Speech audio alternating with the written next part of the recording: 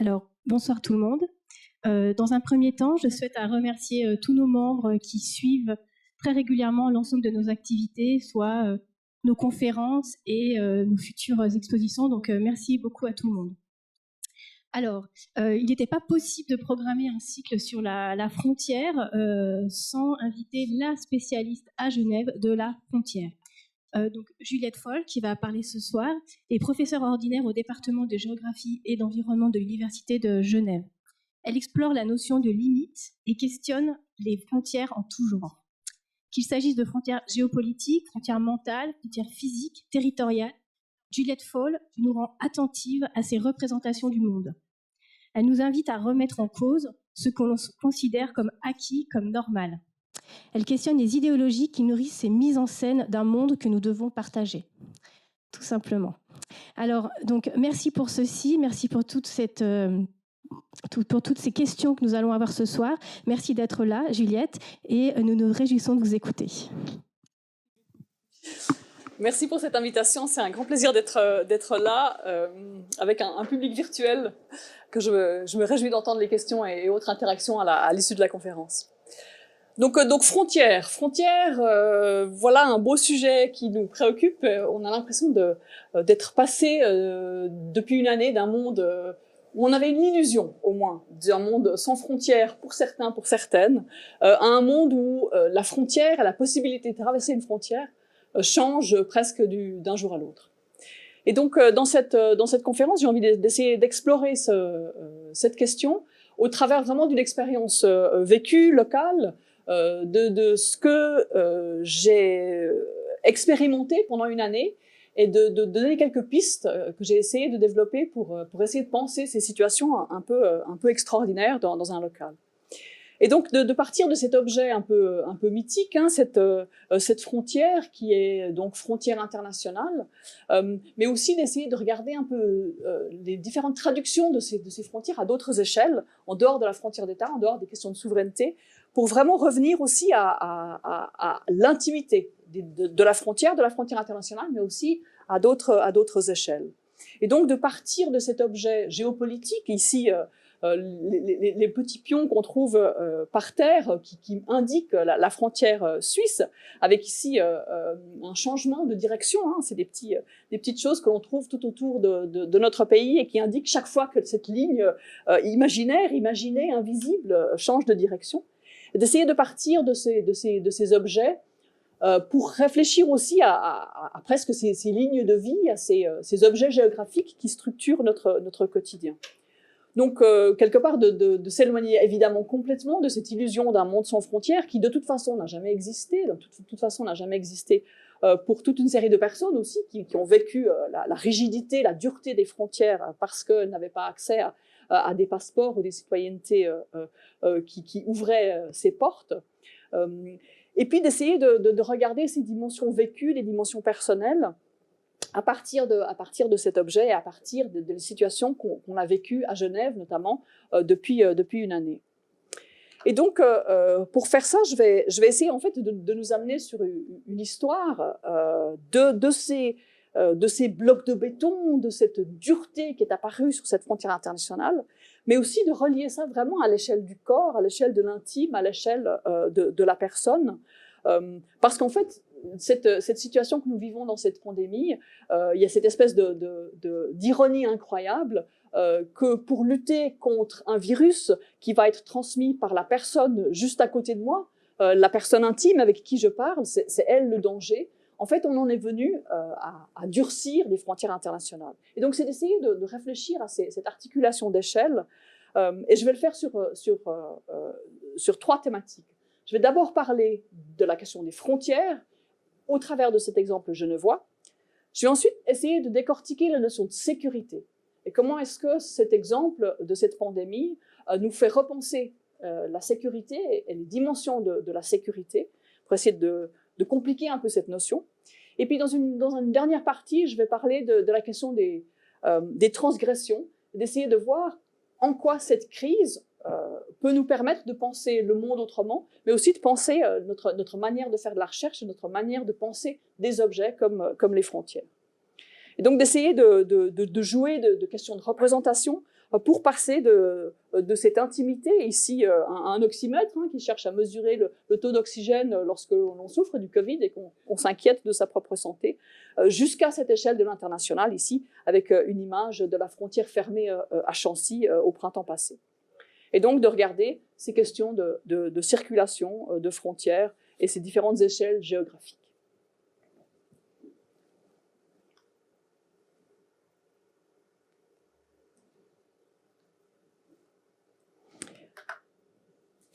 Donc, qu'est-ce qui s'est passé l'année passée?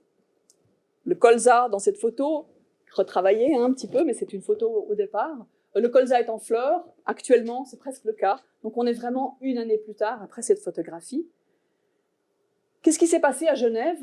On a eu, d'un jour à l'autre, presque, un durcissement de la frontière, avec une mise en scène sur le territoire de ces fermetures de frontières. Ici, une photo prise dans la campagne genevoise, un petit sentier qui va vers la France, qui est fermé tout à coup pendant une nuit par des blocs de béton. Et donc, ce qui m'intéresse dans cet exemple, c'est d'essayer de partir de cette idée que la frontière est invisible, mais que dans des moments de crise, on cherche à la durcir. Et donc d'essayer de réfléchir ce que ça nous dit à la fois de notre conception de la frontière, mais ce que ça dit surtout de nous. Donc pour partir d'une définition, souvent on fait des définitions au début d'une conférence, ici je prends une définition qui est délicieusement absurde. Ambrose Bierce a fait quelque chose qui s'appelle The Devil's Dictionary, donc c'est un faux dictionnaire qui joue sur le décalage, et qui dit ici qu'une frontière, en géographie politique, c'est une ligne imaginaire entre deux nations qui sépare les droits imaginaires des uns des droits imaginaires de l'autre. Donc ça montre ici par l'absurde ce que peut être la frontière, et ça me paraît vraiment une définition intéressante, parce qu'ici, on est face à quelque chose à laquelle on a fini par croire, les frontières internationales, mais c'est vraiment l'expression assez matérielle de ce que Benedict Anderson a appelé des communautés imaginaires, des imagined communities, l'idée que l'on appartient à un groupe plus large que toutes les personnes que l'on connaît, qui finalement amène l'idée de nation, d'État, et avec cette idée d'une matérialisation de cette communauté imaginaire, par des lignes imaginaires, des frontières imaginaires. Et puis frontières imaginaires à laquelle on se rattache dans des moments de crise. Et donc, qu'est-ce qui s'est passé dans mon cas, le confinement, semi-confinement à la Suisse du printemps passé, dont on continue de vivre de différentes expressions en ce moment. On avait la liberté de se promener, et puis je me suis retrouvée, moi, professeur d'université, coincée à la maison avec 2 enfants, déscolarisés puisque les écoles étaient fermées, et puis donc on faisait des grands tours en bicyclette. Et puis on faisait des tours en bicyclette, et puis voilà, on devenait de plus en plus sportif, en quelque sorte, avec ces sorties, jusqu'à arriver à ceci. Au détour d'un chemin, tout à coup, cette découverte d'une mise en scène d'une frontière, vraiment au bord d'un chemin, un endroit qui ne se prêtait pas a priori au passage, mais de l'autre côté de cette barrière se trouvait une route en France. Et donc, du coup, on a eu cette espèce de bricolage pour fermer ce petit sentier au milieu de nulle part. Et donc, pour moi, c'était un moment vraiment de découverte de l'inattendu. On savait que les frontières n'étaient pas fermées, on savait qu'on ne devait pas passer. Mais ce côté très improvisé de cette incarnation matérielle de cette frontière m'a vraiment interloquée. C'était vraiment une espèce de surprise de voir toute cette dimension symbolique de la frontière presque bricolée ici avec des bouts de rubans plastiques, des petits écriteaux imprimés à la va-vite, scotchés dessus, attachés avec des petits morceaux de plastique. Et donc, l'espèce d'ironie entre, à la fois, c'est une vraie incarnation du pouvoir politique, militaire, policier des États, et en même temps, il y a un côté complètement bricolé. Et donc d'essayer de partir en fait de ce moment de la fermeture de ces frontières genevoises pour un peu réfléchir à cette matérialité, et puis aussi à tous ces objets détournés, ici des barrières qu'on pourrait trouver peut-être lors d'un événement, ou qu'on pourrait trouver à d'autres moments. Et puis on verra d'autres images ou d'autres objets détournés pour fermer ces frontières.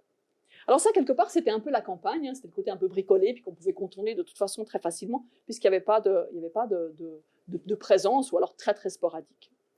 Et puis en ville, on avait puisque Genève, ce grand Genève auquel on a fini par croire comme étant une métropole transfrontalière, finalement l'autre côté est très proche, c'est au cœur de l'agglomération.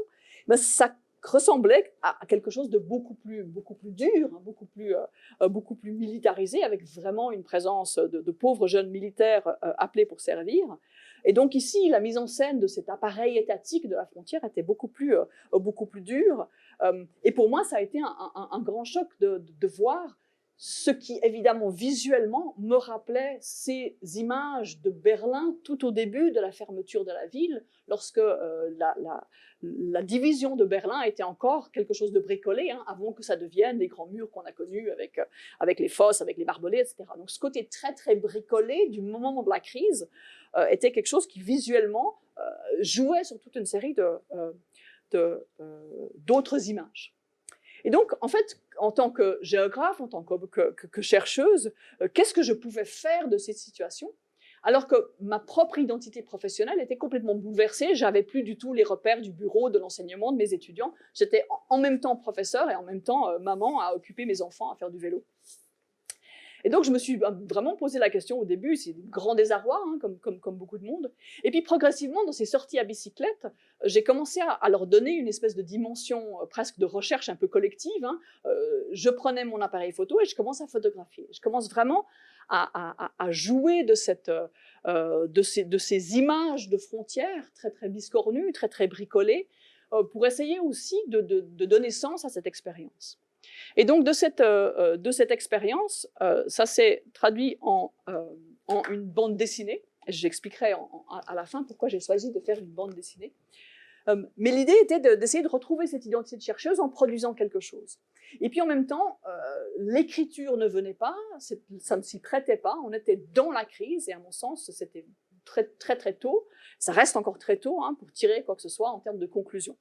Donc l'idée d'écrire autrement, est apparue assez vite et m'a paru intéressante pour essayer de jouer de quelque chose qui se prêtait à une publication raisonnablement rapide, mais qui restait très très ouverte, plutôt en termes de proposer des pistes de réflexion, de jouer de formats un peu différents, pour essayer de saisir justement cette crise sur le moment.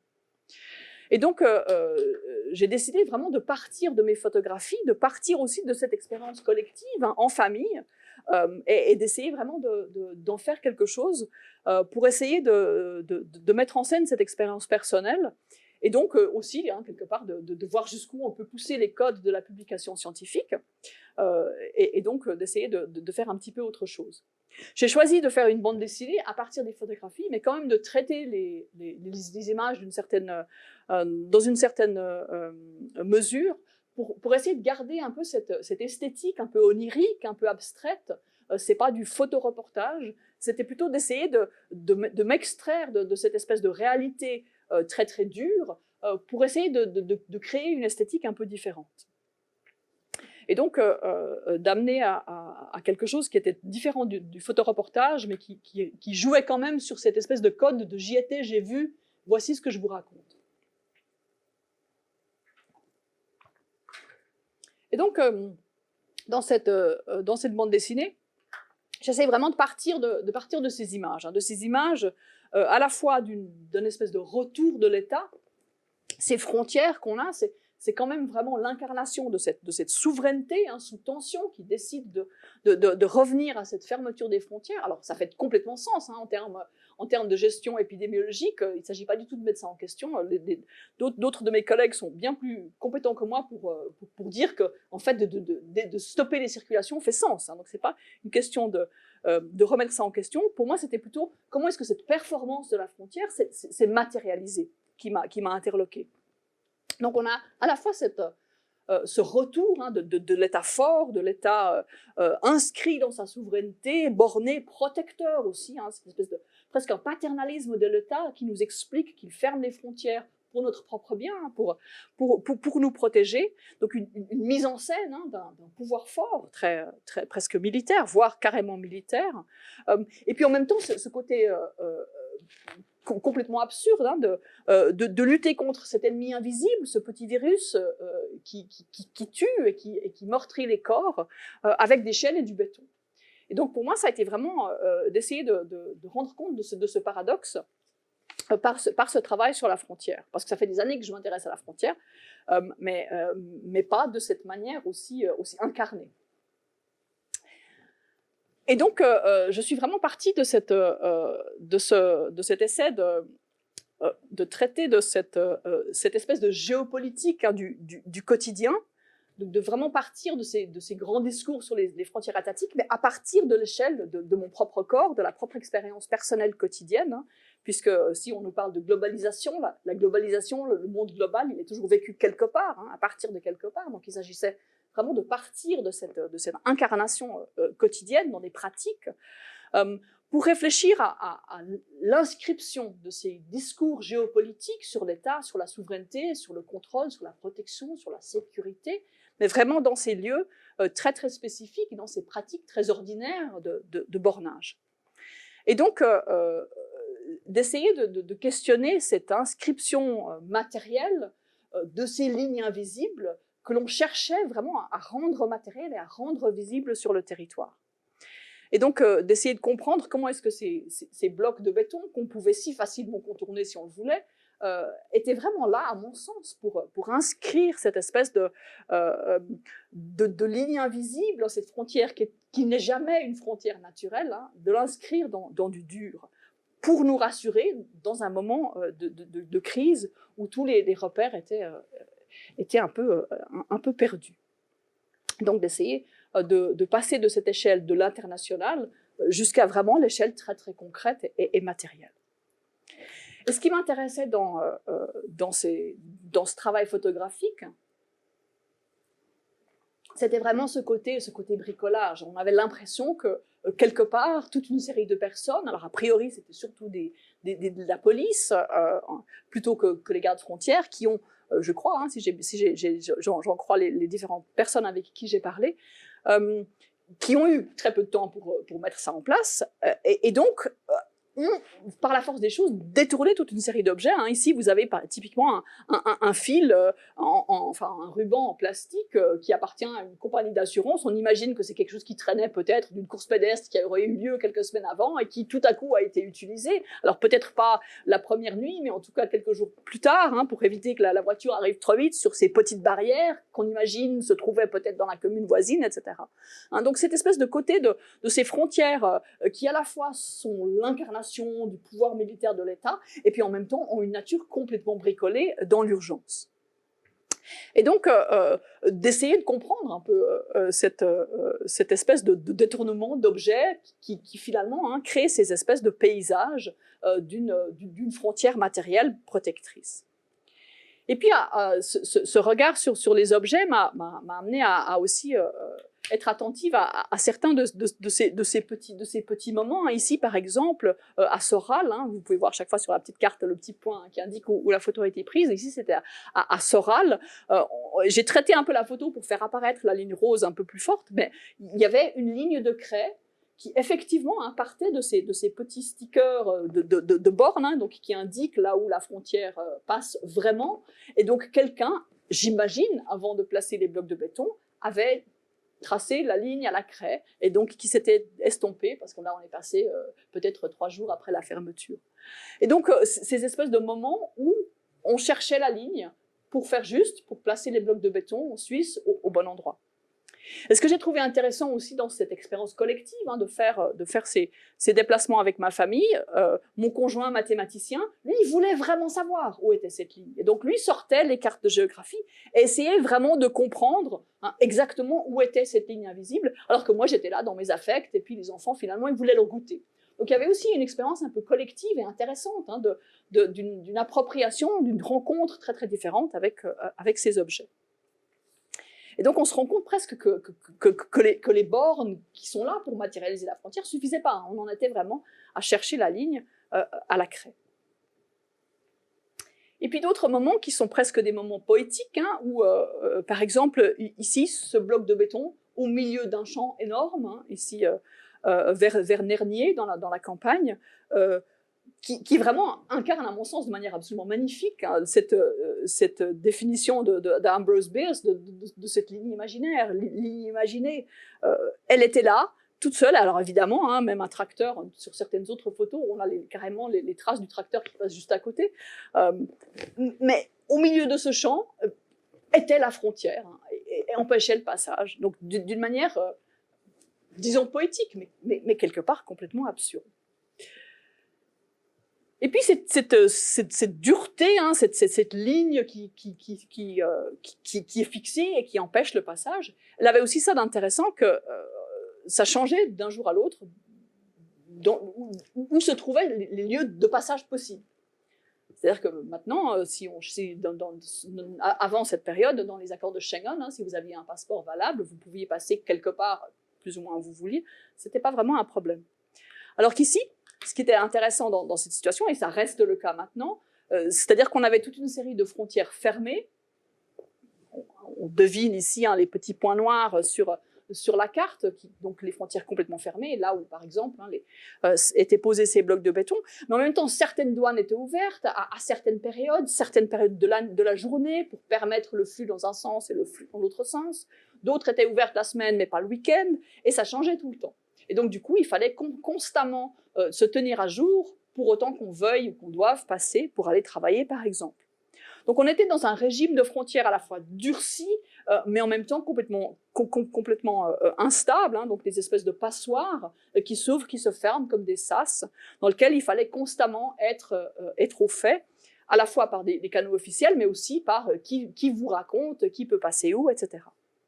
Donc, des espèces de filtres qui laissaient passer certains corps, des corps qui avaient le droit de passer parce qu'ils avaient une raison impérieuse ou un travail, etc. Et donc, ce que j'ai trouvé intéressant dans ce travail photographique, c'est que ça permettait aussi de rendre compte et de documenter ces moments de changement, parce que l'on passait et que l'on repassait, et que je continue, parce que ça m'obsède en fait, hein, ces lieux complètement bizarres, ça permettait de représenter ces changements. C'est-à-dire ici, par exemple, hein, la même douane au printemps, donc fermée, et puis on devine à la couleur du gazon que c'est encore en été, lorsque les blocs ont été déplacés, ils restent là.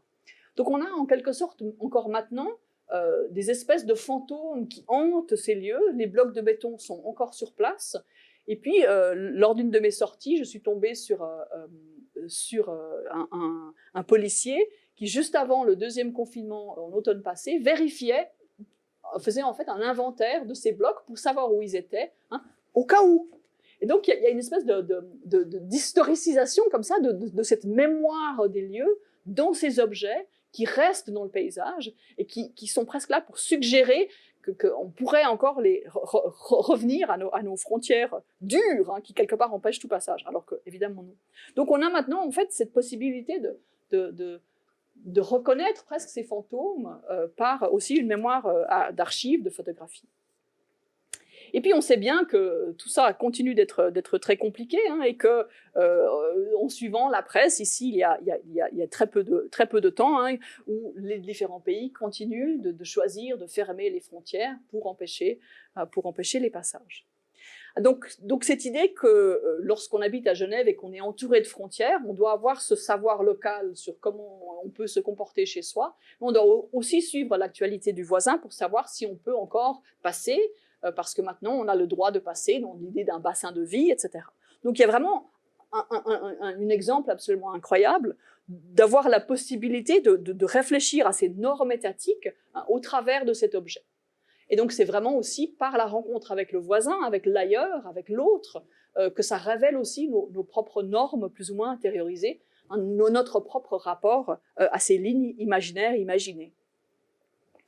Et donc hein, ces objets, ici une photo à Soral de nouveau, hein, ces blocs qui sont par exemple, hein, dans le titre de la bande dessinée, donc, qui fermaient cette frontière, là où il y avait la ligne rose de craie, ben, maintenant ces blocs sont là, juste au bord du chemin, ils attendent. Mais en même temps, ils sont en train de vieillir, ils sont couverts de feuilles d'automne, donc il y a une espèce de mémoire des lieux qui continue à exister. Et puis ce que j'ai trouvé intéressant avec ces blocs en particulier, c'est que c'est aussi des objets qui, depuis quelques années, ont commencé à hanter nos villes, hein. C'est les blocs que l'on met lorsqu'il y a la course de l'escalade pour éviter le gros camion qui viendrait violenter les enfants. C'est aussi une architecture de la terreur qui ici a été détournée pour fermer les frontières. Donc on a aussi une espèce de mémoire de ces objets, et sur ces blocs, on a aussi des graffitis qui reflètent l'endroit où ils se sont trouvés avant. Avant ici, on a certains endroits où on a des graffitis à tutto andrà bene, un peu en reprenant les slogans italiens, et puis on a d'autres, une espèce de mémoire de ces différentes moments de violence politique finalement que l'on retrouve dans ces objets. Donc une mémoire à la fois dans le lieu, mais aussi dans l'objet lui-même du bloc. Et donc, quelque part, ça nous construit, ça nous construit notre vie en société. On est des êtres sociaux, on est des êtres spatiaux, on vit dans l'espace. Et donc, on est en train d'essayer continuellement maintenant de s'approprier ces nouveaux espaces, ces nouveaux territoires. Alors, entre l'échelle du corps, de la maison, où on est enfermé, quand on est malade, on est sommé de rester chez soi, si on est un cas contact.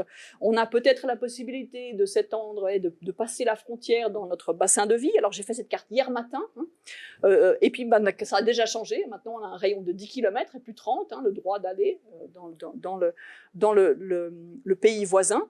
Mais par contre, on peut aller dans toute la Suisse. Donc, on a cette espèce on est bilingue maintenant de normes politiques parce qu'on est obligé de savoir ce qu'on peut faire en Suisse et ce qu'on peut faire dans les pays voisins. Et donc, ce qui est intéressant avec ces différentes normes étatiques, c'est que par la différence, elles révèlent à quel point elles sont construites. C'est évidemment des choix politiques. Mais moi, ce qui me passionne, c'est ce retour de la ligne de la frontière comme étant un objet dont on n'arrive pas à se défaire, parce que tellement il a une force symbolique forte et qui révèle le lien que l'on fait presque naturellement entre sécurité étatique et puis la sécurité ici des corps pendant une pandémie. Et donc j'en viens à ma deuxième partie, de réfléchir à cette notion de sécurité. Il y a beaucoup de recherches qui ont montré en quoi des différents virages sécuritaires, des différents discours sécuritaires ont beaucoup de force rhétorique et nous permettent de penser différentes situations différemment. Ce qui m'intéresse ici en termes de sécurité, c'est ce lien entre la sécurité de l'État, la souveraineté, le pouvoir militaire de l'État d'inscrire des frontières, ce monopole de la violence, mise en scène dans la frontière internationale, et puis l'insécurité des corps, qui risquent la maladie et dont il faut protéger. Et donc, cette idée de regarder les notions de sécurité à toutes ces différentes échelles, c'est aussi une posture critique, c'est aussi une posture qu'on pourrait appeler féministe, où l'échelle du corps, c'est aussi une échelle politique, et donc de réfléchir à la notion de sécurité de l'échelle du corps jusqu'à l'échelle de l'État, de comprendre les imbrications et les jeux entre ces différentes échelles, me paraît intéressant dans cet exemple. Ici, par exemple, la frontière à Chancy, à laquelle pas à Chancy, entre Nernier et puis Saint-Julien, fermée donc par une frontière qui est de toute façon là, parce que normalement la frontière est fermée la nuit, mais en plus avec tout un espèce d'arrangement, de branchage sur lequel je vais revenir. Donc ce qui m'intéresse dans cette partie sur la sécurité, c'est de réfléchir vraiment à comment est-ce que cette notion de sécurité se met en scène, se matérialise dans le territoire. Alors, quelque part, si on réfléchit à ces différentes échelles, on se rend compte qu'elles sont de toute façon forcément imbriquées. Il n'y a pas à une échelle la sécurité de l'État, puis à une autre la sécurité du corps. Elles sont constamment imbriquées. Donc, d'une part, on a cette mobilisation, cette mise en scène de cette notion de sécurité d'État, notamment avec la mobilisation des soldats, la première mobilisation des soldats suisses depuis la Seconde Guerre mondiale. Et donc, ici, ces pauvres jeunes qui passaient leur temps à patrouiller cette frontière au centre-ville, et donc qui mettent en scène, presque d'une manière un peu caricaturale, ce pouvoir étatique. Et puis, selon sur qui on tombait, on pouvait passer un petit moment avec la voisine au-dessus du bloc de béton, et puis si on revenait, c'est arrivé à une de mes amies, on a papoté quelque temps, et puis le lendemain, elle est revenue, sa grand-mère est venue de Suisse pour la voir, elle-même habitant en France, et puis elle est tombée sur un autre jeune qui a décidé d'appliquer beaucoup plus strictement les règles, et donc du coup, quelque part, ce pouvoir de l'État a empêché même ce petit moment d'échange sur le bloc de béton. Donc ici, on a cette mise en scène de la sécurité d'État, le contrôle, une approche militaire de la sécurité. En même temps, ce sont eux-mêmes, hein, cette sécurité d'État, elle est quelque part mise en scène, incarnée, et puis jouée par des personnes elles-mêmes potentiellement vulnérables. Et donc, ce qui m'intéresse dans cette question du corps et de l'État, c'est aussi que ça joue sur toute une série d'images très fortes. Hein. Helvetia, c'est typiquement l'incarnation dans un corps de l'État. De la même manière en France, hein, la figure de Marianne, mais on peut trouver des exemples dans beaucoup de pays, où la nation, l'État, s'incarne dans un corps qui figure en quelque sorte le pays, ici Helvetia par exemple. Hein. Donc on a ce lien qui se fait de manière historique entre État et corps. Et puis ici quelque part, cette échelle du corps, c'était l'échelle même de la vulnérabilité, de la maladie, et donc ces blocs de béton étaient là pour protéger mon propre corps ou le corps d'autres personnes. Donc cette espèce de jeu entre échelles, de l'échelle de l'État à l'échelle du corps, elle existe de toute façon quelque part. Hein. Il suffit d'aller un petit peu gratter pour la trouver. Mais ce qui était intéressant à mon sens dans cette pandémie, si on peut y trouver un intérêt, c'est peut-être de mettre en scène justement ces jeux d'échelles entre ces échelles de la sécurité. Et puis parce que à la fois ces blocs de béton sont là, mais en même temps il y a toute une discipline du corps qui s'est mise en place. Hein. On a pris l'habitude de mettre nos masques, de nous laver les mains, de ne pas être trop proche des personnes. Donc il y a toute une discipline du corps qui est aussi là pour mettre en scène ces questions de sécurité, pour nous protéger, parce que quelque part l'évidence scientifique nous indique que c'est comme ça qu'on va pouvoir essayer d'éviter d'attraper cette maladie. Donc ces jeux d'échelle entre le bloc de béton et puis le lavage de mains, quelque part, ils existent de manière rhétorique, mais ils existent aussi si on va un petit peu questionner cette notion de sécurité. Aussi parce que dans d'autres exemples assez simples, cette force militaire, ce pouvoir de l'État, il est incarné dans des personnes, ici par exemple, hein, les gardes-frontières, mais les gardes-frontières, ils sont aussi des personnes qui, ici c'était au printemps, on n'avait pas encore les masques, hein, donc ils sont entassés dans une voiture, ils sont eux-mêmes vulnérables, donc ils sont à la fois la force de l'État, hein, c'est eux qui ont la clé pour ouvrir la barrière le soir, ou l'ouvrir le matin et le fermer le soir, donc ils incarnent l'État, mais en même temps c'est aussi des corps vulnérables et qui sont aussi soumis au besoin d'être protégés. Et ici, au printemps, c'était probablement pas vraiment le cas, c'était pas eux qu'on protégeait très bien, puisqu'ils avaient encore l'injonction de travailler dans des conditions qui étaient quand même discutables. Et donc du coup, ces jeux d'échelle, ils se sont vraiment révélés dans ces situations. Et puis, quelque part, hein, tous les corps ne sont pas pareils. Nous étions au printemps parmi les privilégiés. Hein. J'ai un emploi qui me permettait de télétravailler. Ça nous permettait d'être au moins présents là pour nos enfants. Et donc, on avait cette espèce de privilège. Hein. On avait le droit de se déplacer, alors que aussi les paysages en France, en face, étaient bien plus vides que Genève, qui découvrait le vélo par des belles journées de printemps ensoleillées. Et puis, quelque part aussi, hein, ce droit de passage, ce droit d'aller travailler, mettait aussi toute une série de personnes dans des positions vulnérables. Et donc, cette notion de sécurité permettait aussi de mettre le doigt sur ces différences, sur ces privilèges, sur ces vulnérabilités très différentes. Et donc, qui évidemment subissaient cette dureté de la frontière différemment, aussi parce qu'il fallait jongler hein, avec les fermetures, il fallait partir plus tôt pour aller travailler, pour être sûr d'arriver à temps, etc.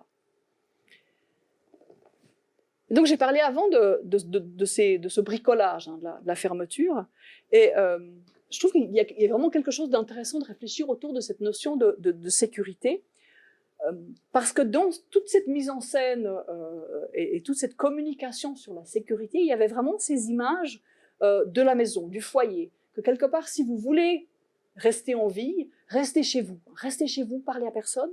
Et donc, toutes ces représentations visuelles, hein, ici une des affiches utilisées au printemps, sur l'idée que la sécurité sera à la maison, que même s'il fait beau, sortez pas, parlez à personne, etc. jouait vraiment sur cette image de l'enfermement. Alors effectivement, hein, on sait bien que pour certains et certaines, notamment, l'espace domestique est plutôt l'espace le plus dangereux, mais quelque part, c'est cette image hein, du foyer comme étant protecteur. Et ce que je trouvais intéressant dans ces déplacements ici, donc cette frontière dont on a vu la photo avant, était complètement bricolée avec tous ces branchages. Quelqu'un avait dû passer du temps à aller chercher des branches, à les ramener. Et moi, j'étais là avec mes enfants, ça me rappelait tellement les week-ends qu'on passe à la montagne, où ils passent leur temps à construire des cabanes. Hein. Ils construisent, ils vont chercher des branches, de la mousse, ils construisent des trucs incroyables dans les bois.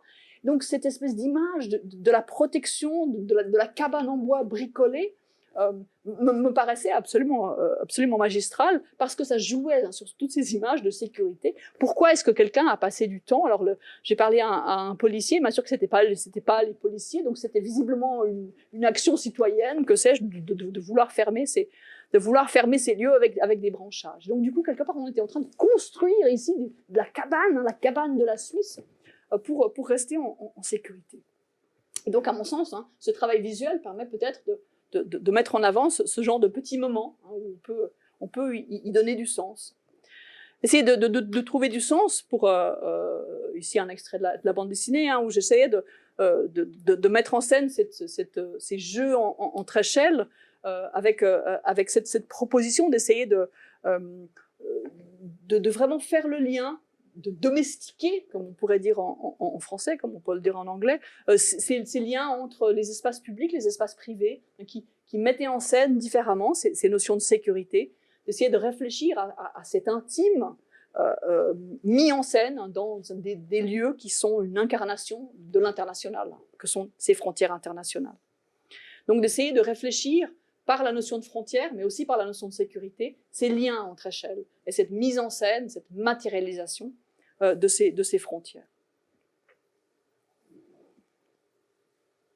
Et donc j'en viens à ma troisième partie, qui c'est de réfléchir en quoi est-ce que cette crise peut peut-être nous faire avancer. Et donc de réfléchir à la notion de transgression. Hein. Dès qu'il y a un interdit, dès qu'il y a une frontière, il y a toujours la tentation de la transgression. Alors, au printemps, j'étais tellement tétanisée par cette situation que je n'ai jamais passé cette frontière, même pas presque le pied hein, en France, parce que j'avais vraiment un moment de grande angoisse en fait, hein, dans ces lieux. Mais quelque part, j'ai peut-être fait d'autres formes de transgression en essayant notamment de travailler autrement. D'essayer de modifier peut-être mon regard sur ces lieux pour essayer de leur donner sens dans une situation qui vraiment était et continue d'être complètement absurde et très déboussolante, et d'essayer de faire quelque chose, peut-être en passant par des approches plus créatives, à partir de cette crise. Et donc de réfléchir à ces lieux, ici le pont de Chancy, hein, fermé avec ces blocs, enfin, on a vraiment quelque chose de... Là, pour le coup, c'est un pont sur une rivière, donc beaucoup plus difficile à contourner. Même si à pied, on doit y arriver, mais clairement en voiture, ça va être plus compliqué.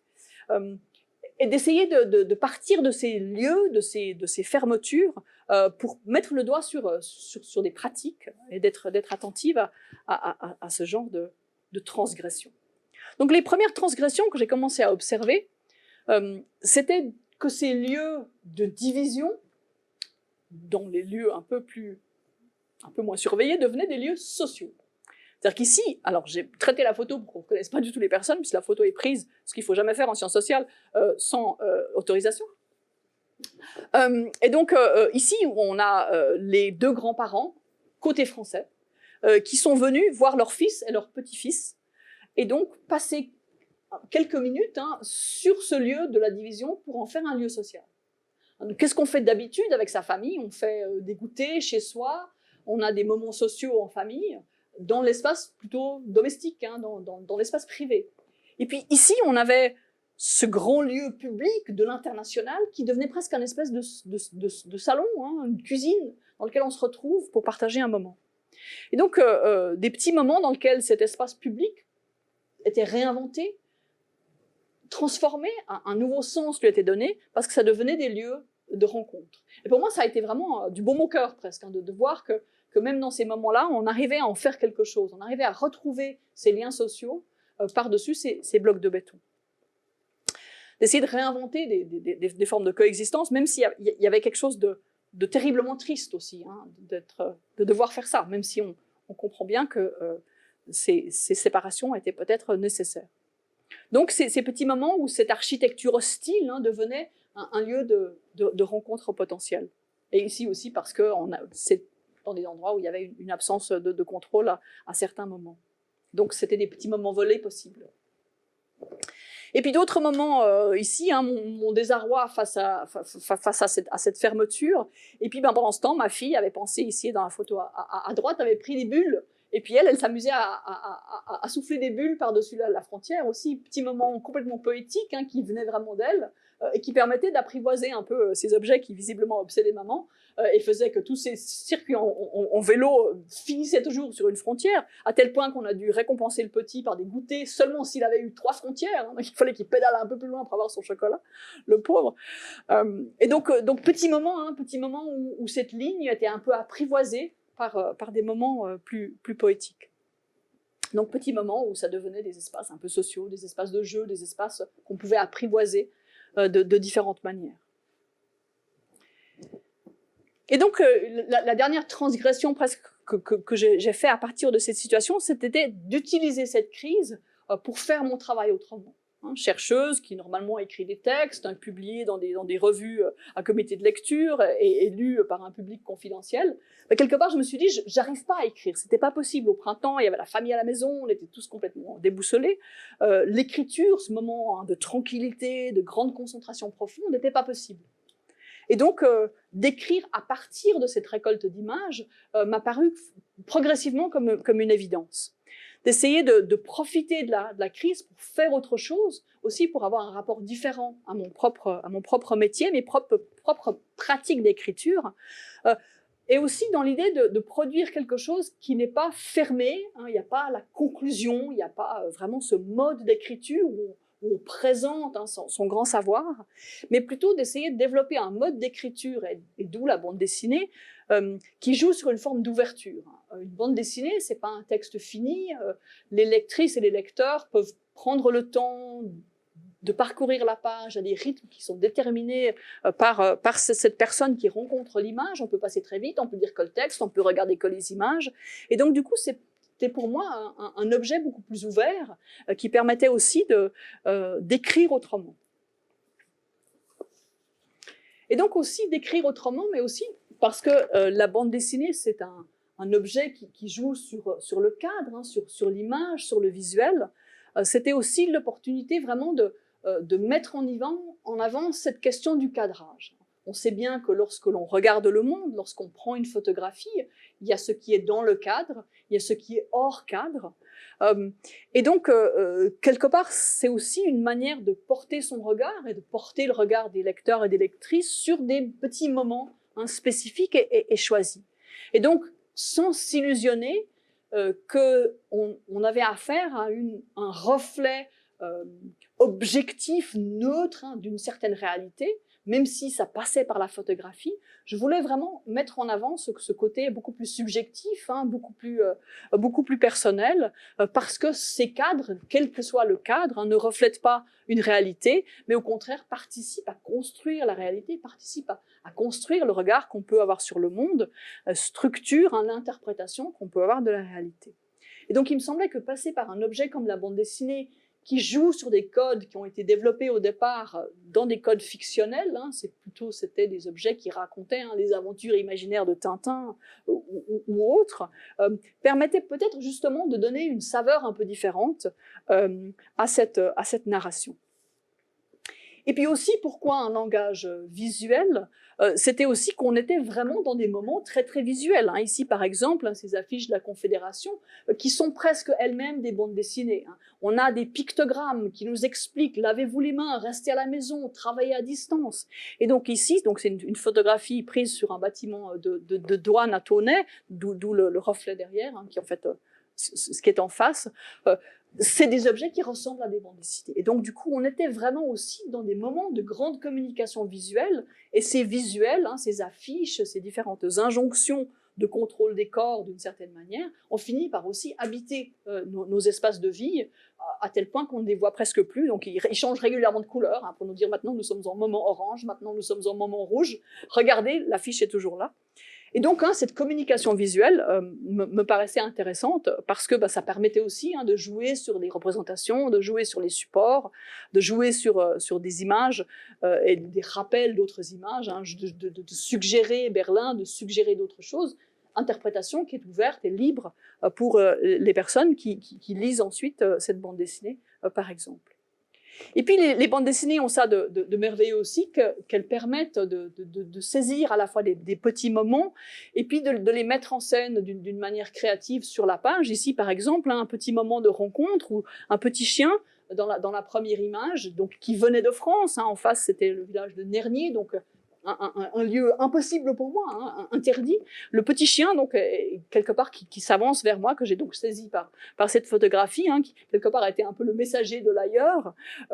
Et puis, ce petit moment, en fait, où je me suis rendu compte, en regardant le chien, qu'il avait une puce GPS sur son collier, et donc lui-même était aussi surveillé par toute une technologie. Donc, loin d'être celui qui traverse les frontières librement, il était celui qui était encore plus contrôlé que nous. Donc, quelque part, avec la bande dessinée, on peut mettre en scène sur une page ce déroulement du temps, et puis en lisant activement, on remplit un petit peu l'espace, le moment entre ces cases. Donc, ça me permettait d'essayer de rendre compte peut-être de ces petits moments et de laisser une interprétation un peu plus libre aux personnes qui le rencontrent. Et donc, tout ça m'a donc amené à finalement de développer la bande dessinée comme étant presque mon unique mode d'écriture pendant une année. J'ai publié 3 bandes dessinées, toujours dans des revues scientifiques, donc ça donne mon petit vernis de professeur d'université.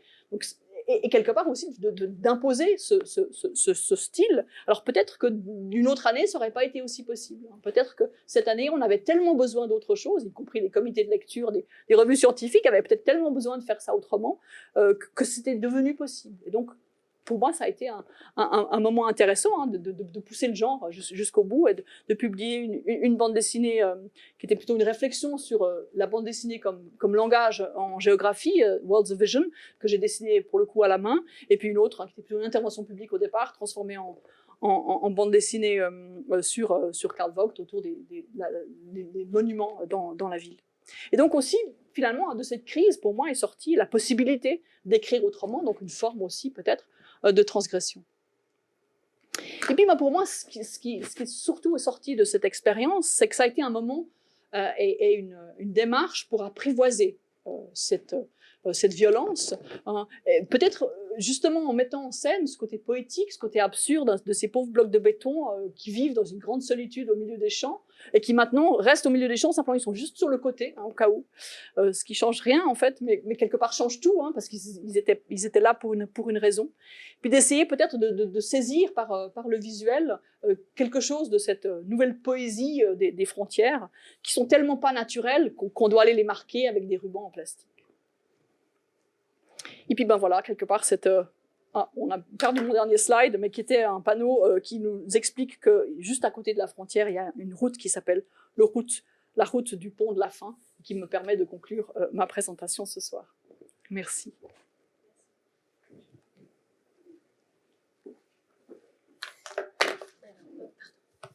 Alors, merci beaucoup, c'était vraiment passionnant. Et je suis vraiment impressionnée par le regard généreux et puis sans jugement que vous portez sur l'ensemble de toutes ces mesures que je trouve absolument absurdes, totalement décalées, tous ces gestes complètement, tous ces bricolages relativement pathétiques. Et je suis impressionnée comment vous arrivez à ne pas à les utiliser comme un objet de recherche et à ne pas les juger. Donc bravo pour ça. Alors bon, on a eu plusieurs questions. Alors attendez, je reprends mon téléphone que je les dise correctement. Donc, on a une question de Christine sur YouTube qui demande: est-ce que ces mesures de lutte mises en place contre le coronavirus protègent-elles plus notre imaginaire qui a besoin d'être rassuré ou vraiment notre corps face à la maladie? C'est la grande question, c'est clairement la grande question. C'est-à-dire que dans quelle mesure est-ce que quelque part, à mon sens, elles ont une valeur rhétorique, en fait, ces mesures-là. Et ces blocs de béton, pour moi, c'est des signes. C'est des signes qui sont là pour nous rappeler les mesures. En eux-mêmes, ils ont une fonction qui est très limitée, puisqu'ils sont très facilement contournables. On connaît tous les bons coins pour passer la frontière si on voulait. Mais ils ont une espèce de fonction symbolique, rhétorique, pour presque rendre matériel le fait que les vraies mesures qui vont nous sauver, c'est de rester à distance, de rester à la maison, de se laver les mains, etc. Donc, moi, j'ai trouvé que c'était un moyen peut-être d'apprivoiser cet absurde, de le mettre en scène en tant qu'il est absurde, mais de se rappeler qu'il est là parce que c'est tout ce qui nous reste, en fait, hein, c'est cette protection. On a tous peur, quelque part, donc on finit par y croire à nos lignes. Et moi, j'ai une question un peu subversive. Donc, vous dites que vous n'avez jamais osé passer les lignes, mais comme on est entre nous, vous n'êtes vraiment jamais passé de l'autre côté? Alors, on est clairement complètement entre nous. Hein.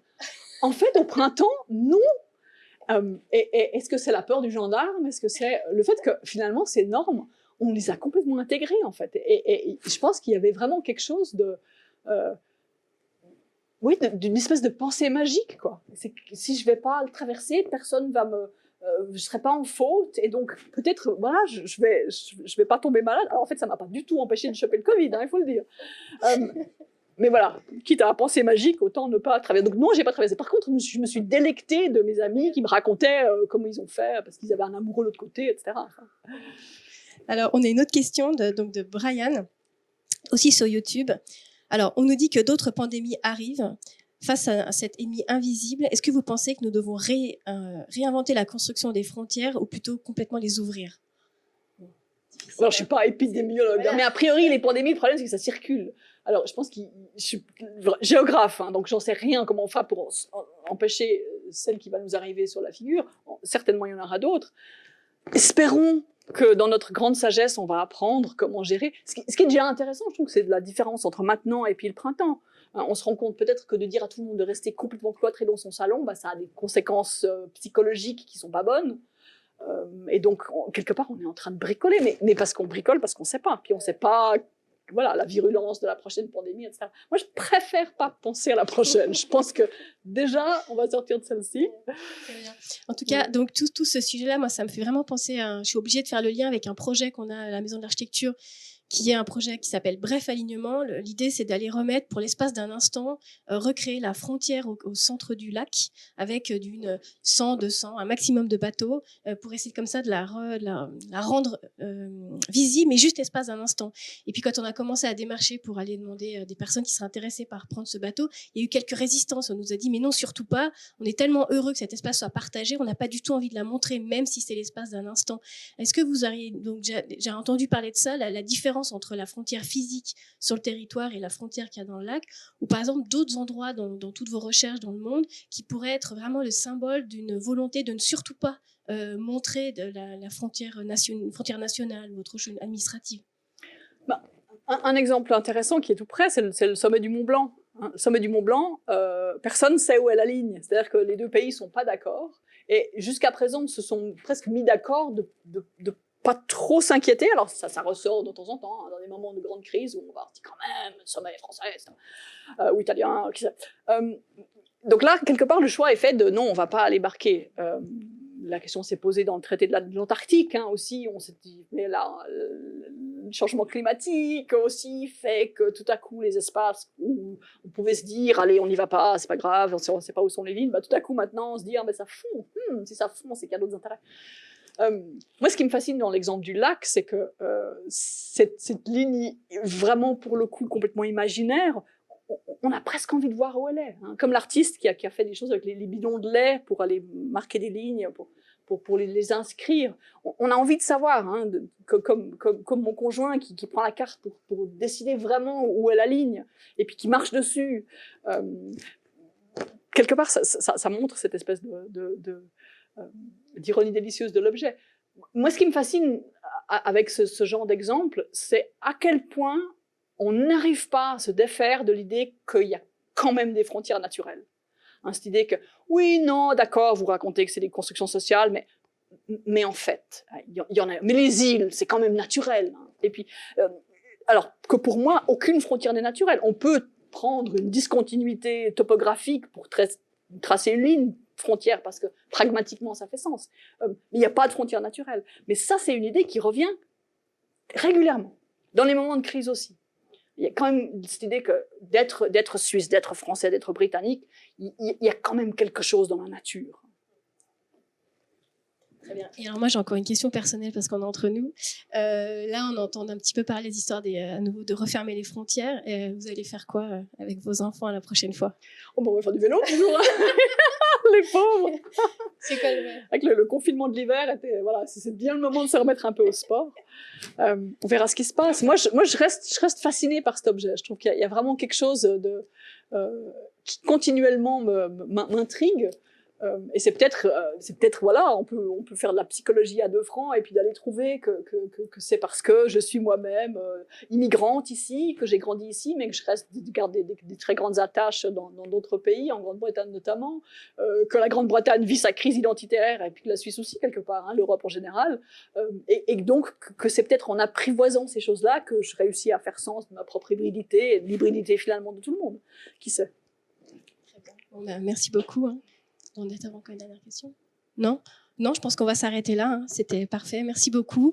Merci à tout le monde qui a suivi cette conférence et puis j'espère à bientôt. Merci. Merci.